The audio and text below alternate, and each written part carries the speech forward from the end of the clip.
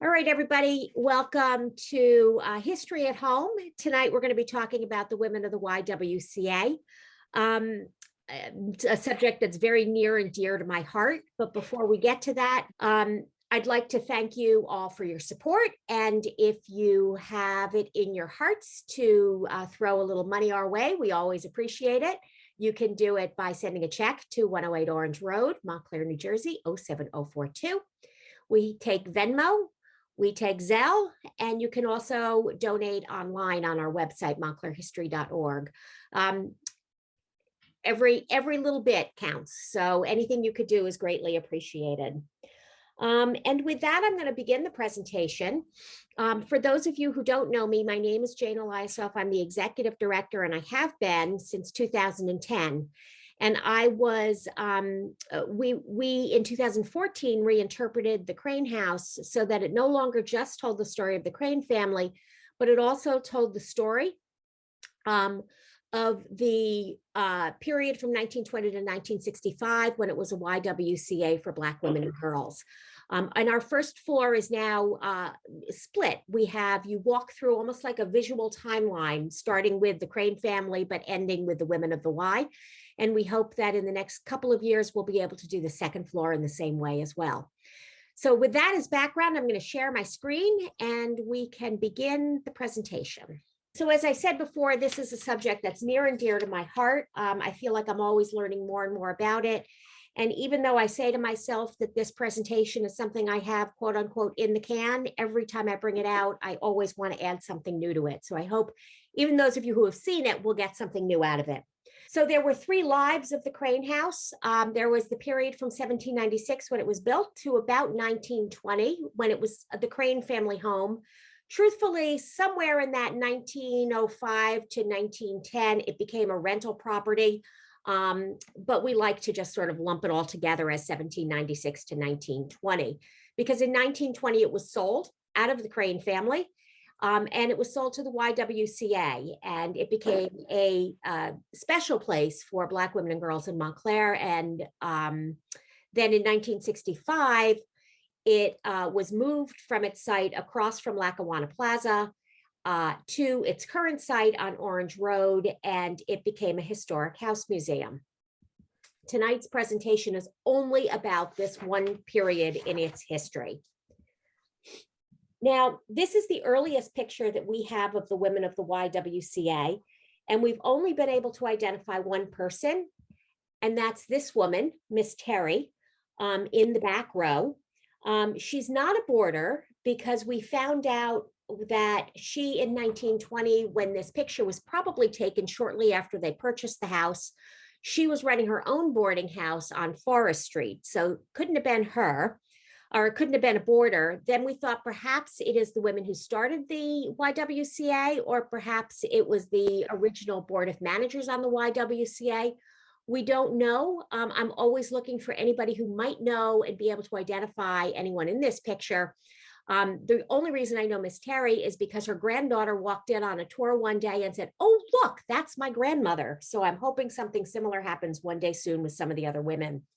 The YWCA was a place where leadership, where education, personal growth were all key.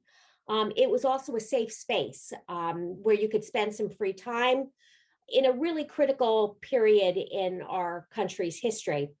It was formed by Black women in 1912, and it was unique in many ways, and I'll talk about that a little bit tonight. But it was also a model and a catalyst for the way the Black women and white women in Montclair got along together and the rest of the population between 1920 and 1965.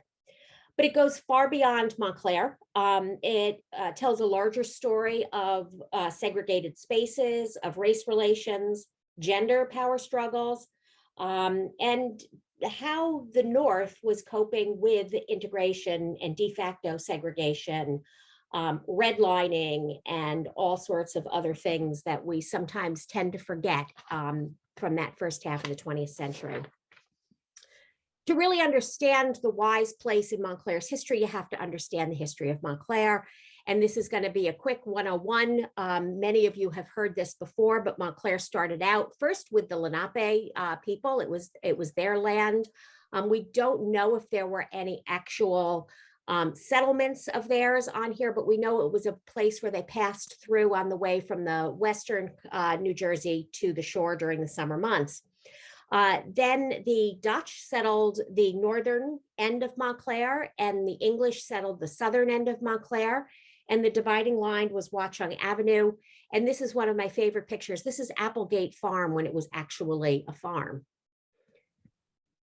Then the railroad came to town. The first one came in 1858, and it went into Lackawanna Plaza. It turned around and then left and went back to the cities.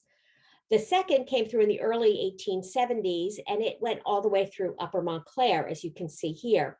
The two lines remained separate until 2002, when the Montclair connection came through. And people will say, follow the money, but I always say, follow the railroads, because if you think about it, right after each of these railroads came through, there was huge development in that area. And now think about what happened when the Montclair connection went through. There's been huge development down in that area as well. So although things change, they still stay the same. The railroads made the cities more accessible. So now you could work in Jersey City or Hoboken or New York, and then live in this bucolic countryside out in Montclair. But once the trains came through, the other thing that moved in were the developers, and they turned a lot of the farmland into these smaller plots that became homes. And lots and lots and lots of homes were built, and the houses got bigger and bigger and bigger and bigger. And pretty soon that agricultural feel in Montclair was gone. Then the workers began to arrive. First of all, they were laying some of the infrastructure for the burgeoning community that was there. They also built a lot of the houses. They tended to the houses that were the big houses up on the hill, and they tended to the people that lived in there. This is a 1910 census record, and you can see by following the yellow arrow where they came from. This particular area in the Pine Street neighborhood was English, Italian, primarily, who had come over. You can see that they had occupations like gardeners, carpenters, laborers, factory workers, etc. And the other thing that's really telling on the census record is how little time they had been here in America. That is under the orange arrow, and you can see it's 1900, 1902, 1906. So really, it was a very newly come to America immigrant force. Their houses were not nearly as grand as some of the other houses in Montclair, but they did have a roof over their heads. And they really, some of the masonry skills are remarkable. And Donato DiGeronimo and Helen Fallon, two of our board trustees, will be doing a program on the Pine Street Historic District later on this spring. So keep your eyes open for that, because the presentation, I'm sure, will be great.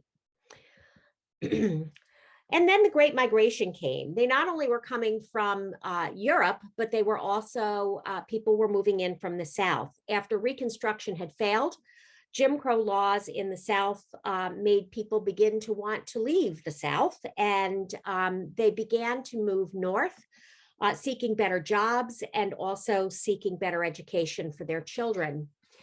They would hop on their cars if they happened to have one, or they would get on a train and they would head north, and Montclair was a really common stop for everybody.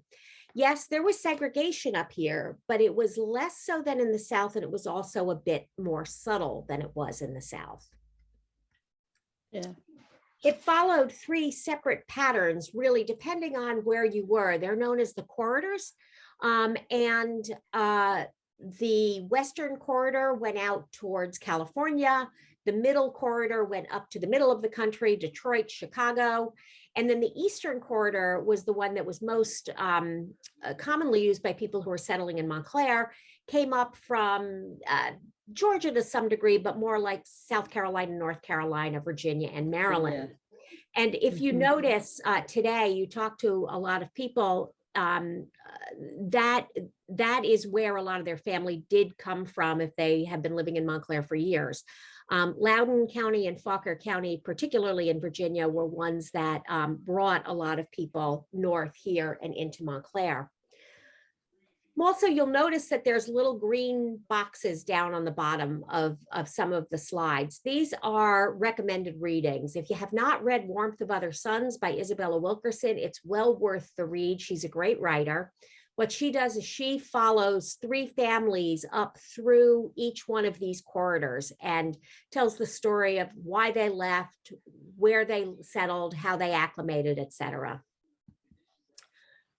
So with all the big houses, they could get work as domestic servants, butlers, maids, cooks, nannies, drivers, gardeners, etc. But they also could become part of the business community. The picture on the lower right is the Huey newsstand. And that's on the corner of Glenridge Avenue where it intersects with Bloomfield Avenue. And it was probably the first Black-owned, one of the first Black-owned businesses in town. Then they could also, and this is another huge driving factor, they could also enroll their children in schools that were not segregated, as you can see up on top. There were churches that developed around them, as you can see in this directory, St. Paul's Baptist Church. And also there were businesses that developed specifically for them. This building, you might recognize it. It's the Crawford building down across from Lackawanna Plaza, where I believe there's a Dunkin' Donuts there now. But that was the People's Bank. And it was a bank that was founded by African-Americans for African-Americans. And it was a way to help them save money so that they could purchase homes in town. But all was not great.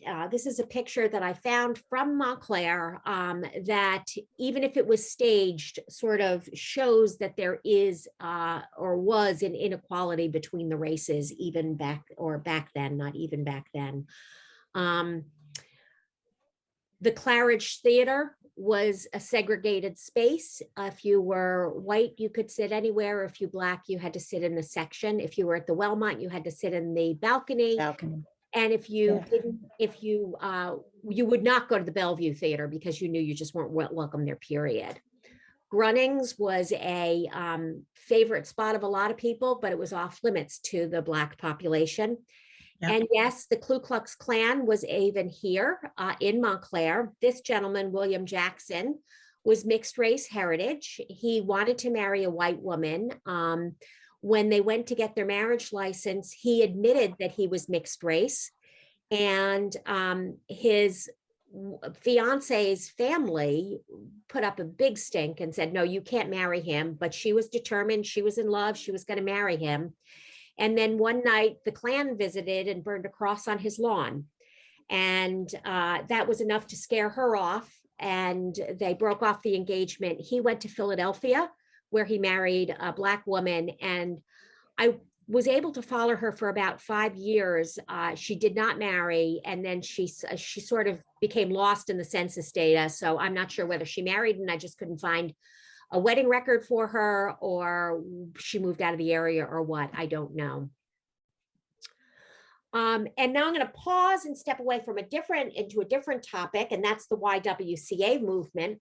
It began in the late 1800s on the college campuses because it was a way for young women who were going away to college for the very first time to have a Christian home, a place where they could go where the Christian values would be there. And so the Young Women's Christian Association was formed to do just that. This is a picture from Smith College. The YWCA movement quickly expanded into the cities because it was a way to counterbalance the cold, impersonal, and immoral city. And you know all those demoralizing and unsavory forces in New York City and all the cities. And so this was a great way for women to be able to live in the city on their own without any kind of censure from anyone. And then it moved across and expanded across the races as well, but this was a separate and unequal world. And so you had 2 separate groups. There would be a white YWCA and there would be a Black YWCA. The first Black YWCA opened in 1893 in Dayton, Ohio. It was a way that women, African-American women, began to see that there was a value to having a good, safe place where they could live and also a place where they could get trained. So the YWCAs began popping up in cities throughout the country, Montclair was the 58th one to be opened throughout the country. The structures of the YWCAs were the same throughout the United States. You'd have a white YWCA and a white YMCA. And if those people felt that there was a need in the community for a separate segregated branch, they would then create one under their auspices. And we'll see that Montclair was the anomaly here, but I'll get to that in a minute. That brings us to Alice Huey Foster. I'm not going to delve into her too much because Miss Betty Holloway did an amazing presentation on her. She has done some exhaustive research, not only on her, but also her family. And you can find it on our YouTube channel. You just need to look for this person right there. That takes you to the presentation. It's a little under an hour long. You can get to our YouTube channel. I find the easiest way to suggest doing it is go to montclairhistory.org, which is our website. There's a link, it says quick links, and there's a little, the little YouTube icon is there. Click on that and it'll take you right here to this page. So look for the Huey family because she's done some amazing work and some amazing research with that.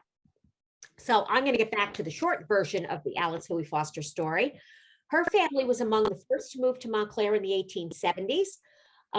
People will say that the Great Migration started in the early 1900s, but not here in Montclair. They were really the first folks to move up from Virginia. She was the first African-American to graduate from Montclair High School.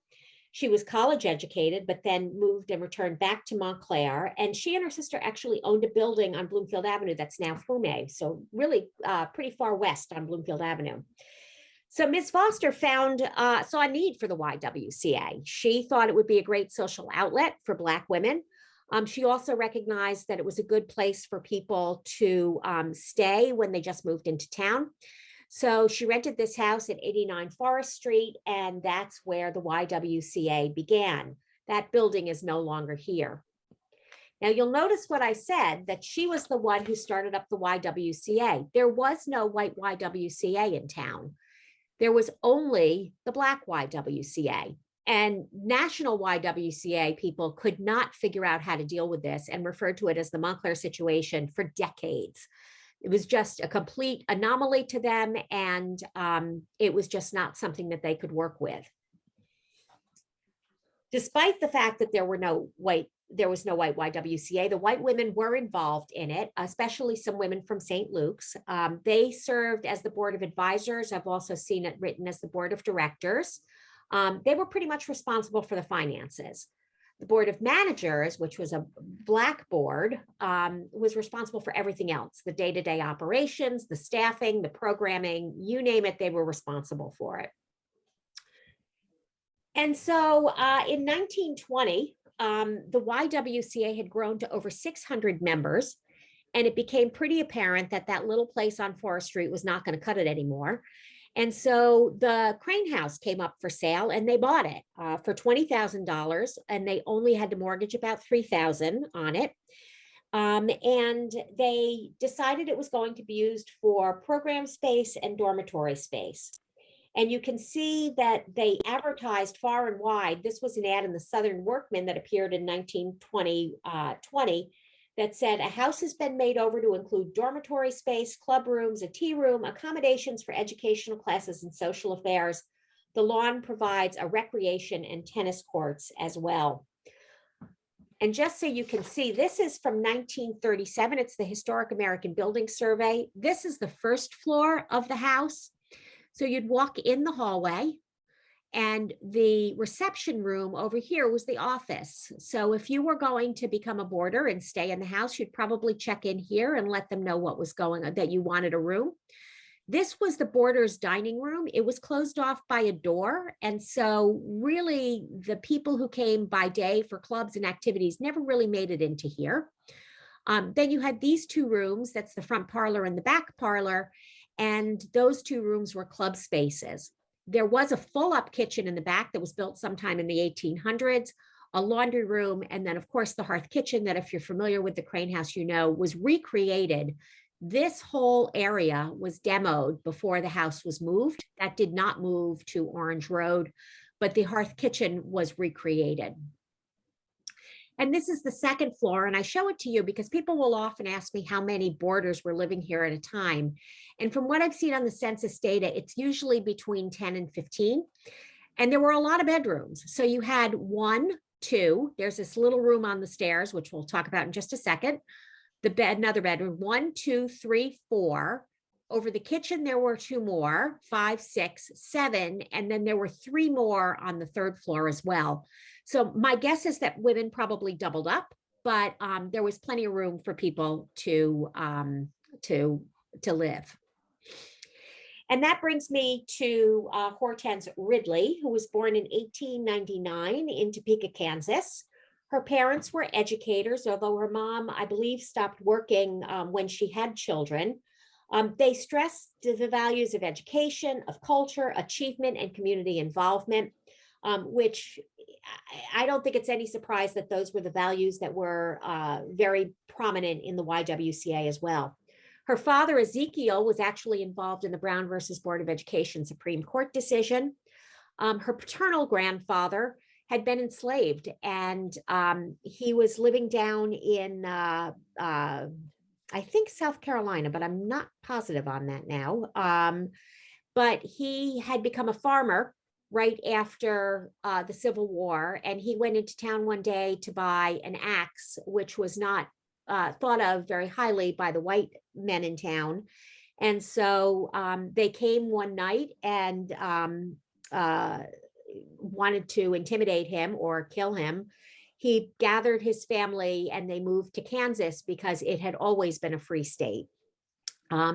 She went to Washburn University. She trained to be a teacher and was about to graduate when a woman from the YWCA, from the national YWCA, came into town, recruited her, and asked her to become the Girl Reserve Secretary in Montclair. Someone this afternoon told me that actually she was involved in a program that was training women to become leaders at the YWCA, at YWCAs throughout the country. And so it's no surprise then that this woman saw her and tapped her on the shoulder and invited her. She lived at the YWCA in the little room at the top of the stairs. And by day, she led clubs and organized nature hikes. She taught etiquette and did so much more than that. She met and married Herbert Tate. And after her marriage, it was clear that she could no longer live in that little room at the top of the stairs in an all-girls dormitory. So she moved out and she became a teacher at Newark High School. At Robert Treat High School it was. She was a beloved teacher there, and other teachers could not understand why she'd say, well, that child's not a problem child. And they would say, are you kidding? Of course that child's a problem child. And she said, young people know when you like them and really care about them and when you don't. So the other teachers would come in and watch her in the classroom with these quote unquote problem children, and they were not problem at all. And so they saw that her approach was working. In her obituary, it said, she was one of the founding members of the National Council for Negro Women.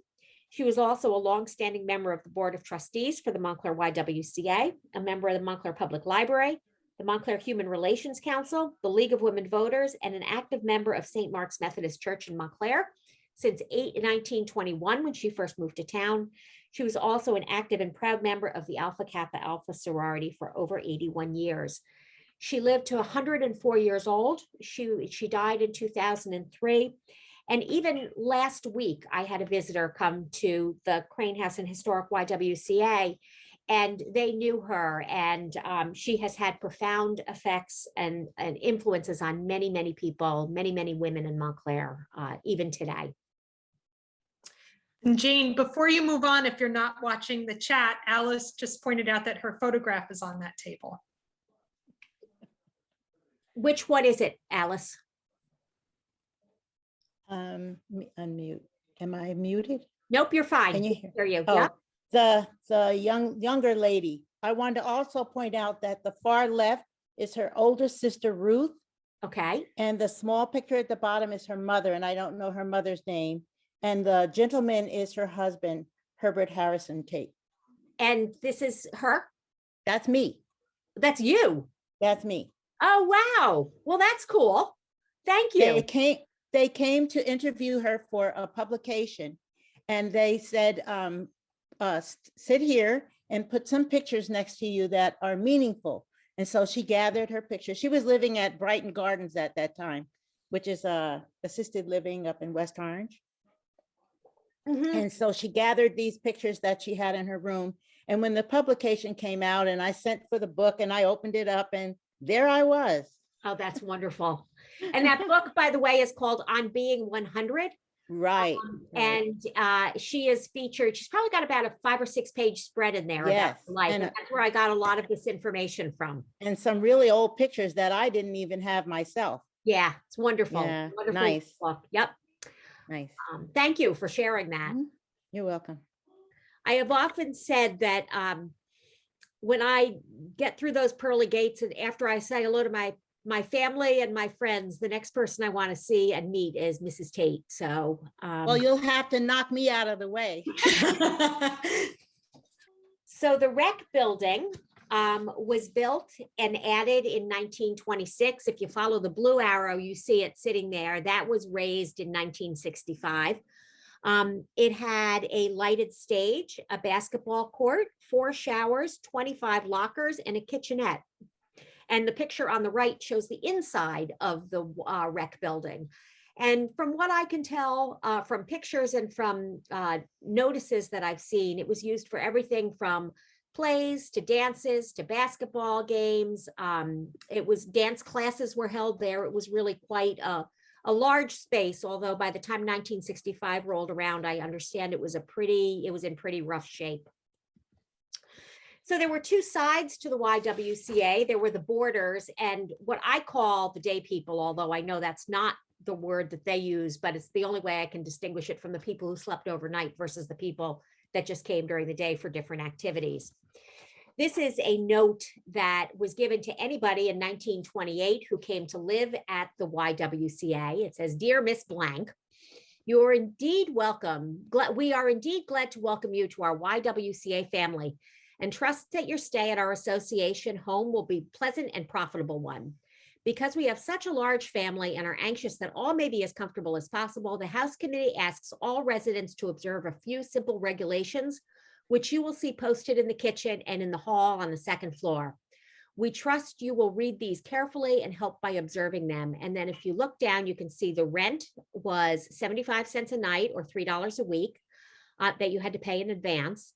It tells you that you can't lounge on the beds during the day, that before you leave, you have to make sure your beds are made, your window shades are even, your closets are in order, that you cannot have food upstairs in the bedroom. And then I love this, in all caps, callers cannot be entertained in the bedrooms. This list changed a bit as they moved through the years. We have a later one from the 1930s that talks about how you can't cook smelly food like cabbage, except on certain days in the kitchen. The boarders came, it's tough for us to find the boarders, let's put it that way, because really the only snapshots we have are from the 1920, the 1930, and the 1940 census. Although I'm chomping at the bit for the 1950 census to come out. And there were, at most a dozen names on there. And so women move, women change their names. And so it's really hard to follow up on any of them. But you can see this is from the 1930 census. You can see that the women from there came from different places. Some were from New Jersey, some were from South Carolina, North Carolina, Mississippi, Virginia, Tennessee. I mean, they really did come from all over, and their parents came from all over as well. And you could see the sort of work that they did. This one in particular had chambermaids, cooks, secretaries, waitresses, housekeeper, domestic general work. We also know that Montclair's, at the time, Montclair Teachers College students who were Black were not allowed to stay in the dormitories there. And so they did stay in the dormitory, or they did stay at the YWCA during their course of study. I've been able to track down a few women and have little stories about each one of them. And I chose these 3 because they represent sort of different ways that people use the YWCA as boarders. Lucille Barneswell was born in Fish Pond, South Carolina. She left her family when she was in her teens and traveled to Montclair. She first lived on Wheeler Street, probably with friends or family, but then she moved to the YWCA. She didn't stay there long, though. She was only there for a short time before moving to Poughkeepsie, New York, where she got a job as a matron at the New York State Training School for Girls, which was a reform school for girls from 12 to 16 who had been convicted of juvenile delinquency. We don't know much more about her life after she left the reform school. She was living in Brooklyn when she died when she was 85 years old, and she was buried back in Fish Pond, South Carolina with her family. Jenny Early also came up from the South, but she stayed at the YWCA and made it her home for more than a decade. She was in Virginia. Her first job was as a live-in domestic in East Orange. That was in 1900. She was one of the first boarders that we found in the census records. She's in the 1920 census. She was living at the Y and working as a day laundress. We do know that by 1935, she had moved out of the YWCA. We don't know exactly when. She died in Cedar Grove in 1949 and was buried out of Trinity Episcopal Church. So maybe our Trinity connections can help us with some of that, some of her background, fill in some of that. So she was from the South, but stayed a while. Henrietta Delegal was actually born in Montclair, and she was at the Y in the 1930 census. She was living on her own at 16 years old. And her story goes that her father was Henry Delegal, and he was a professor of music and choir director at Bethany Baptist Church in New York City. He married her mother, Edith, who was from the West Indies. And shortly after that, Henry died, leaving Edith alone with Henrietta. Edith remarried, but then Edith died, leaving Henrietta alone in the care of her stepfather.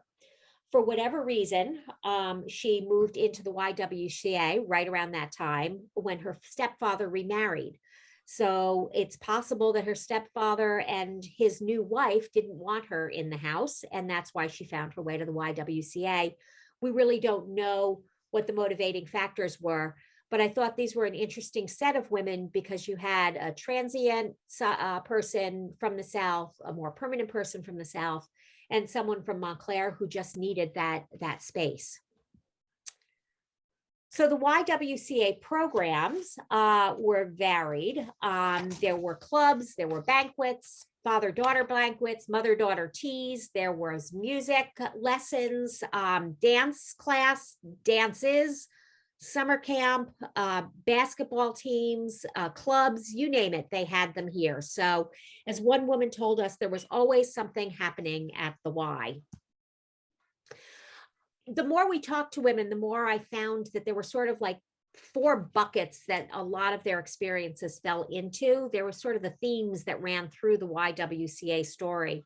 And that's leadership, education, Black heritage, and safe space.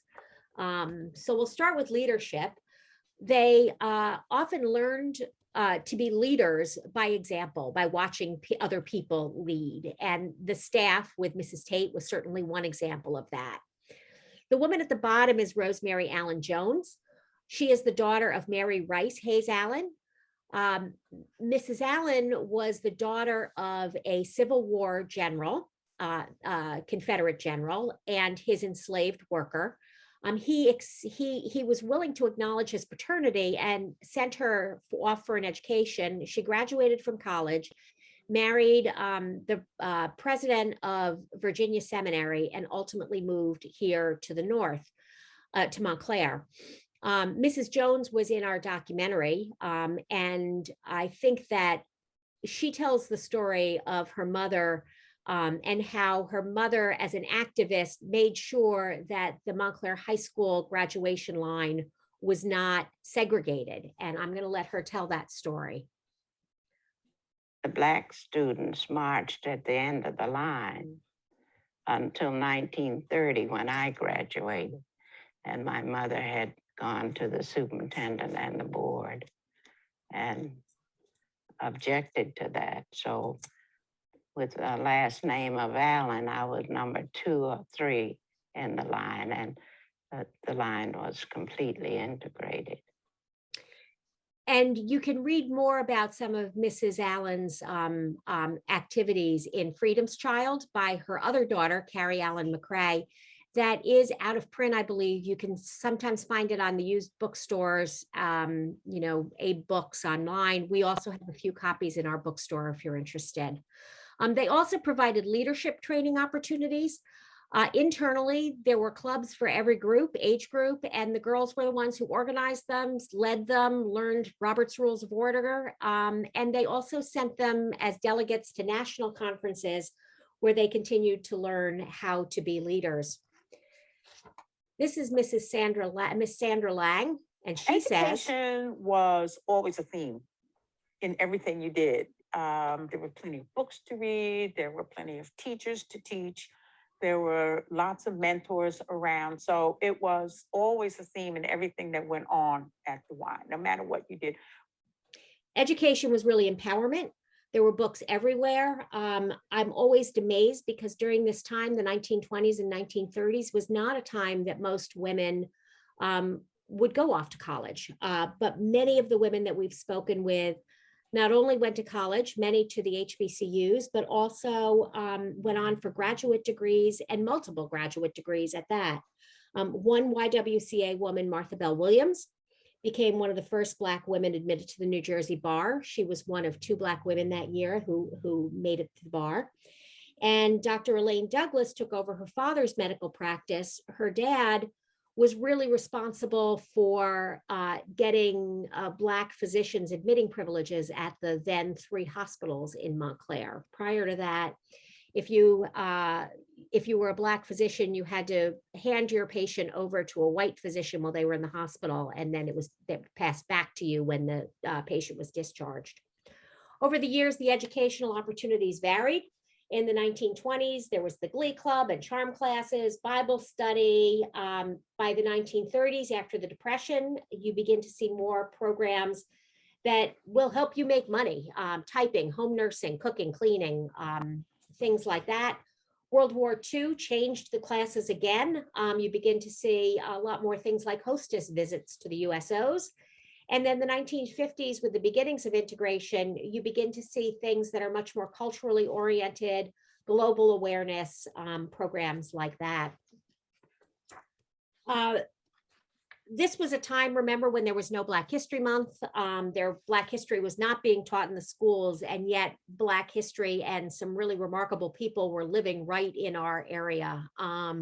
And so Langston Hughes, W.E.B. Du Bois, Mary McLeod Bethune, County Cullen, Roland Hayes, and a host of others, Adam Clayton Powell Sr., all came to the YWCA. The ticket you see on here was actually before the Crane House was purchased. And so they held this lecture in the St. Luke's Parish House instead. I remember one woman telling us that Langston Hughes came and that she was young and she doesn't remember much of his poetry at all, but she did remember, and it made a huge impact on her, that the men in the room were crying, and she'd never seen a man cry before that. It was also just a safe space, and that was pretty key. It was a place you could go after school.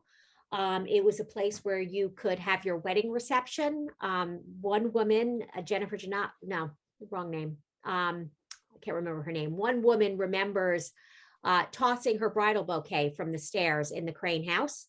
You could have meetings there, and one year prom was held there because the school would allow integrated studies, but they would not allow integrated social activities. And so when the white students went off to prom elsewhere, the Black students came to the YWCA rec building, I assume, for their prom. If you want to learn more about some of the other things that happened at the YWCA, our documentary, A Place to Become, Montclair Through the Eyes of the Glenridge Avenue YWCA Women, is on our YouTube channel as well. It's about an hour long also, and it really sort of showcases some of the women that I've talked about already, but really gives you a sense of the role that the YWCA played in these women's lives. We're going to talk briefly now about the steps towards integration that were made over the course of the year. years since the founding of the Montclair YWCA. It started early on when the National YWCA Board published a document called Interracial Cooperation, Helpful Suggestions Concerning Relations of White and Colored Citizens. And basically, its premise was that you can't really have a YWCA structured like the one in Montclair because the colored citizens need the white women in order to have a successful operation. In 1922, the sign that was outside the house, which said for colored women and girls, some of the Black Board of Managers had objected to it. And so the White Advisory Board took it under consideration. And the minutes from May 1922 said, there was brought to the board's attention the changed attitude of the association regarding, quote unquote, the sign. A motion was carried for the sign, for colored women and girls to be removed from the door with the compliance of the colored board. In 1924, the first Black woman served on the National YWCA board. And then in the 1920s, and I find this really interesting, the two Montclair boards, the Black Board of Managers and the White Board of Advisors, actually met socially against prevailing protocol. In 1931, one member of Montclair's Black Board of Managers asked to sit on the advisory board, and the advisory board women prayerfully considered it and decided that she was welcome to sit on the board, but she wasn't allowed to have a vote. In 1932, now remember, the National Y offices is still struggling over this fact that there is no white YW in town. So they went to the National Y offices in New York, and they deemed that the interest of white women is important to the Montclair Y, both for the financial support and because there's not very much developed leadership among the Negro women in Montclair. Well, I beg to differ, but I wonder if that's part of the reason why there is such a strong emphasis on leadership in the YWCA over the years. And in the 1930s, again, we see strong camaraderie between the two boards. There is some joint planning, but they are still two separate boards. And Rosemary Allen Jones said this: you can't meet with people every week for many years and not become friends. You know about each other's families, you know about each other's concerns, you know about each other's health. So you become almost a family. And becoming that family, you forget that she's white and I'm Black. And what I found interesting was that some of the white women, we found articles or things that they had written where they said they had no problem, you know, they enjoyed being friends with the Black women, but it got very uncomfortable for them when they were out in social situations, and they had a hard time admitting that to their friends, which is rather sad. 1944 was a watershed year. The Montclair YWCA experimented with joint meetings between the two boards and actually found it could work. It was also the first interracial meeting of the Girl Reserves held by the National YWCA. It was down in Atlantic City, and it was from girls from throughout the country. And there was even a handbook that they published for the girls in the South so that they knew what to expect coming up to a northern city. There was also the realization in town that the Montclair Y was a racialized space or a segregated space and needed to change. In 1946, the YWCA issued an interracial charter that said wherever there is injustice on the basis of race, whether in the community, the nation, or the world, our protests must be clear and our labor for its removal vigorous and steady. Today, their motto is empowering women and eliminating racism. So not much has changed in all those decades. And in 47, the New Jersey Constitution inserted anti-discrimination language into it. So according to some people, that's when the civil rights movement in New Jersey officially begins, although I do know some historians that would refute that point. Montclair Y decides that they were going to move forward to get national affiliation, and that meant making integration mandatory. And that happened in 1953. So all those years when they were a YWCA, they could not be nationally affiliated because they did not have those two separate organizations in town.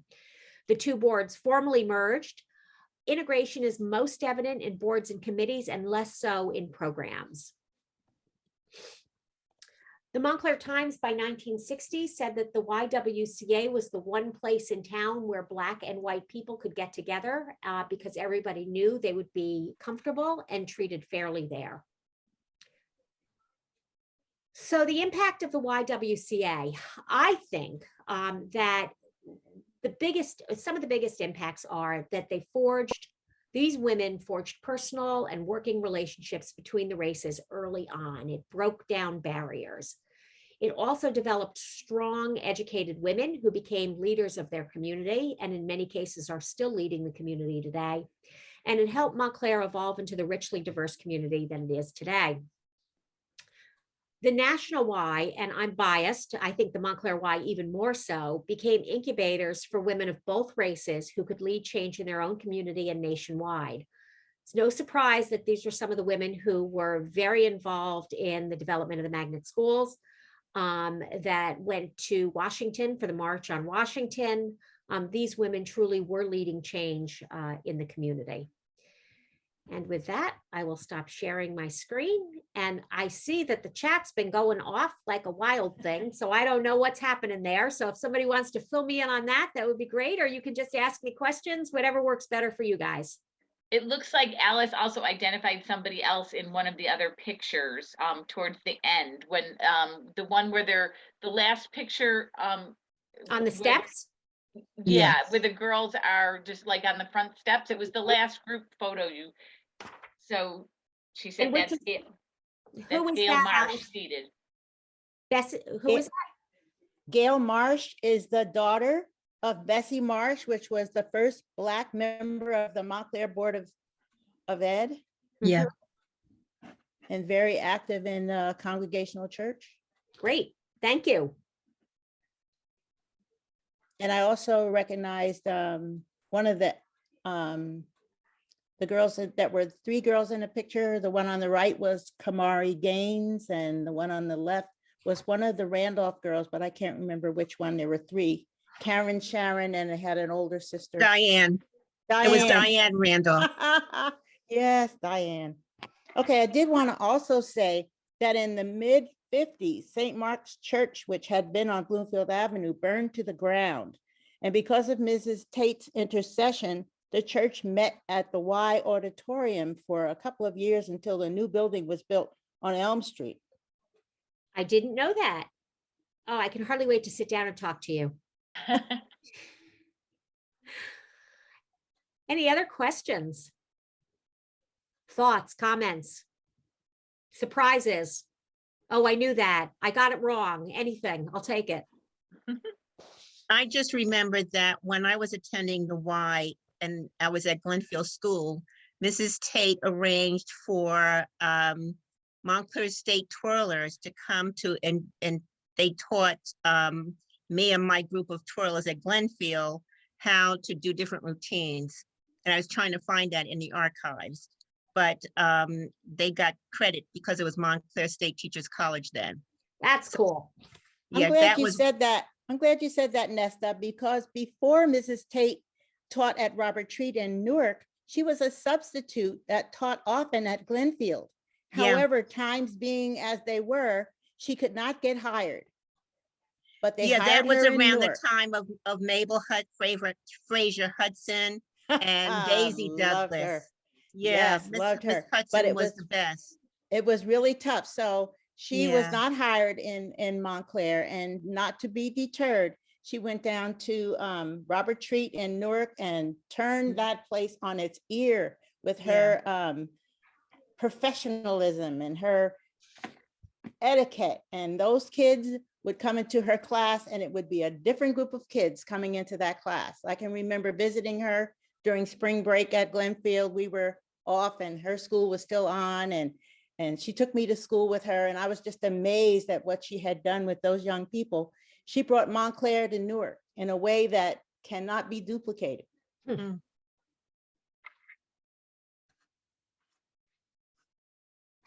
but was Mabel Frazier the first Black teacher they hired? Yes, Okay, I think it was Mabel and then Daisy Douglas, because I had both of Okay. them. I had Mabel Frazier in elementary school and Daisy Douglas in junior high school. okay. So Victoria's asking what happened to the Y. It continued. In 1965, they knew that they needed a different space, and so they opted to build a new building right where it was located. And so that's when the Crane House was moved over to Orange Road, and they built this new building, and it existed for another 50 years until 2002, 2003.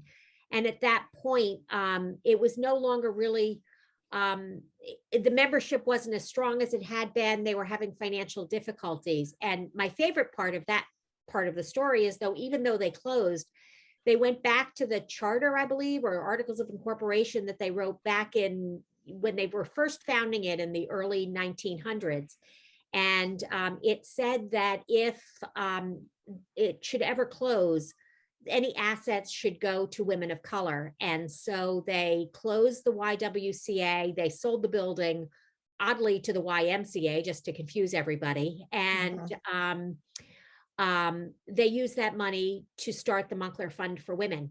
And the Montclair Fund for Women continues to this day and does provide funds for programming for women of color. I think one of their strongest priorities right now is financial literacy. Because the YW did not have a pool, the African-American girls and women swam at the the Black YM on Washington Street. Yeah.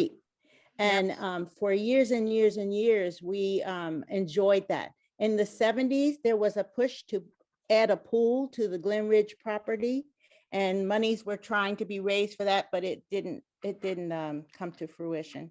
But I remember them trying to raise money to build a pool. And at that time, sad to say, there was still a little bit of disagreement as to whether Blacks and whites should swim in the same pool. Mhm. Sad to say, but it was true. And that was one of the Yes. reasons why that never happened. Alice, And it was odd because we swam at the Park Street Y when I was a teenager. I took lessons couldn't. at the Park Street Y. We weren't allowed to when I was growing up. Now, what year was that, Nesta? Because I remember taking a diving class there. remember now, Albeit I was, it's going to be on I was- YouTube. Be careful before you answer that question. I'm older than you, Alice. No, wait. Let me just be clear. When I was 14, I took a diving lesson at the Park Street Y, and I was very welcomed. I was welcomed there. And I'm 80 now, so I don't know how old you are, Nesta, but I'm I'm not 80. that old. I'm not. There you go. Not there. But There you I go. was hired based on Mrs. Tate's insistence. She helped me become the first Black counselor at the Park Street Y for day camp in the Okay. summer of 1963 because they Oh, needed a Black counselor. All right, see, well, I don't know, maybe I was the only raisin in that little white pool, but I sure jumped Maybe. in there.